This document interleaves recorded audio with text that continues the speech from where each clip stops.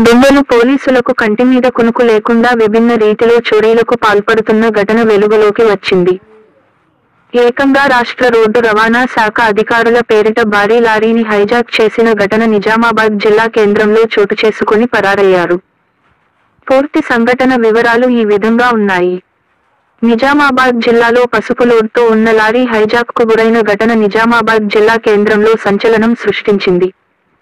సుమారు 50 లక్షల విలువైన పసుపు లోడ్తో గుంటూరు వెళ్తున్న లారీని రాష్ట్ర రోడ్డు రవాణా శాఖ అధికారుల పేరుతో లారీని అడ్డుకున్నారు దుండగులు. సదరు లారీ డ్రైవర్కు మత్తు ఇచ్చి లారీని దొంగలించుకుని పరారయ్యారు. నవిపేట్ మండలం జన్నేపల్లి వద్ద ఇతర వాహనాల్లో పసుపు నింపుతుండగా లారీని పోలీసులు సీజ్ చేశారు. పోలీసులను చూసిన దుండగులు పరారయ్యారు. కిరాయికి వెళ్లిన వాహన డ్రైవర్లను అదుపులోకి తీసుకుని విచారిస్తున్నట్టు సమాచారం.